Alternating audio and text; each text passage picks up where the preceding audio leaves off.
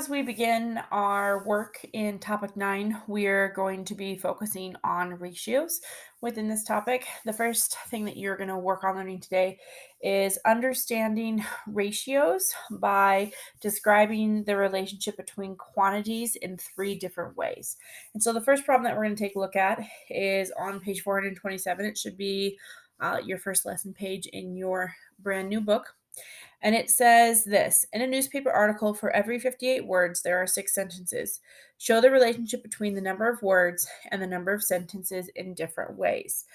So, first thing that we have is number of words. So, number of words that we have is 58. Number of sentences we have is 6. Now, the number of words to sentences, I'm going to write this in the first way that we write ratios, which is in word form. So I'm going to write this in ratio language. So the number of words I have is 58 words to 6 sentences. And so what I want to point out here is the number of words came first and then sentences came last. And if we look at our last example, it says number of sentences to words. So this would be written as 6 to 58. So one important thing when we are working with ratios to remember is when you're writing ratios, you write it in the order that it appears. So here it appears the number of words to sentences. So it's 58 to 6. But if the ratio is saying number of sentences to words, then it flips 6 to 58. And so you may be thinking, well, they represent the same thing. Yes, to a point they do. But again, the order in which a ratio written is matters for when you're solving this problem.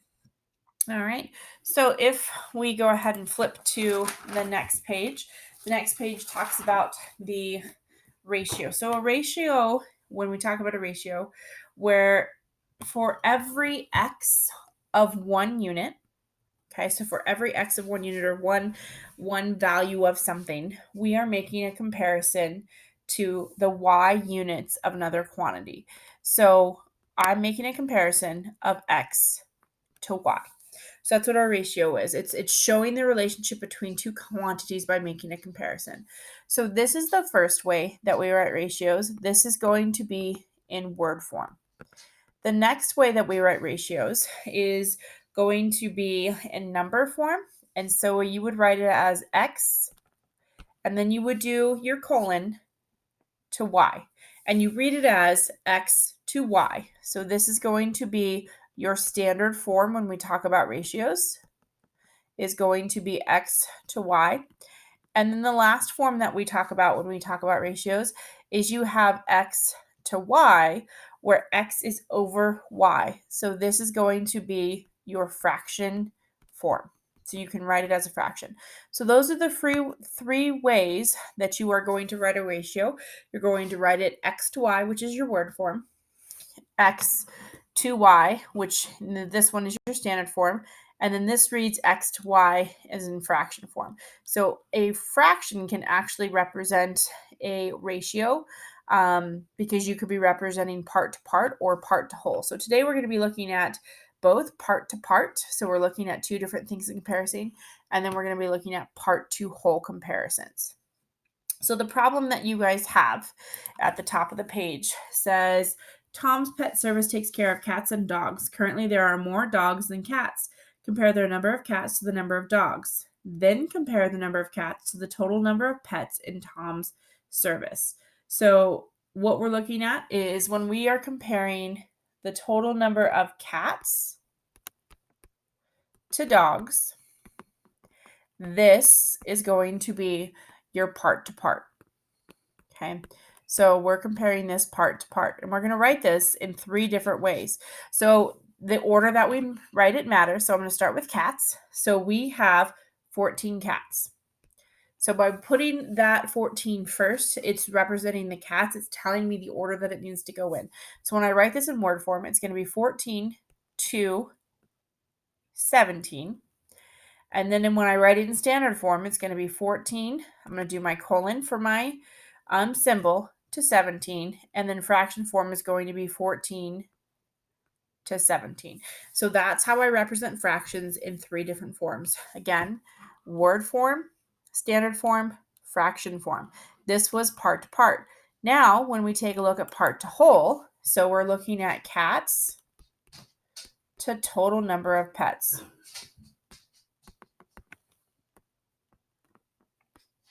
And when we look at cats to total number of pets, first thing we need to do is we need to find the total number of pets. So to do that, we're going to add 17 and 14. And when we add those together, we're going to get 31. So I have 14 cats to 31.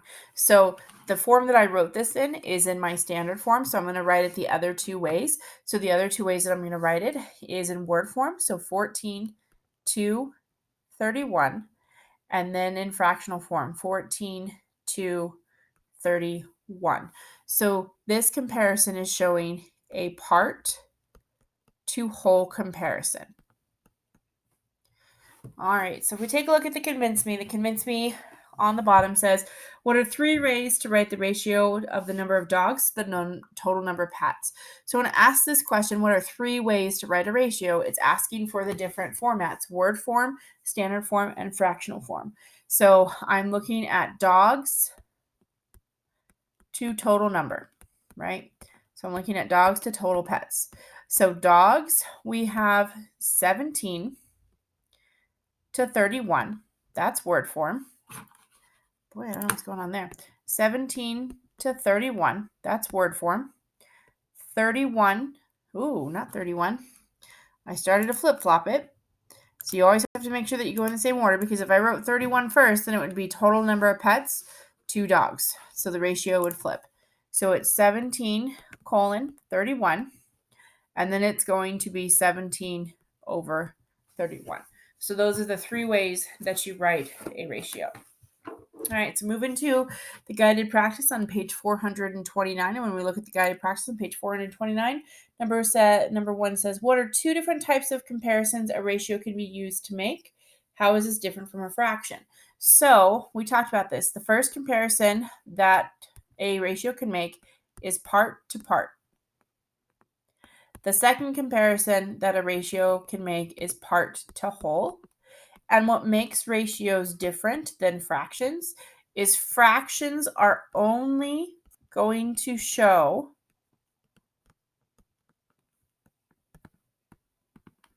part to whole. So they only represent part to whole relationships, whereas ratios can show part to part. Okay. Number 2.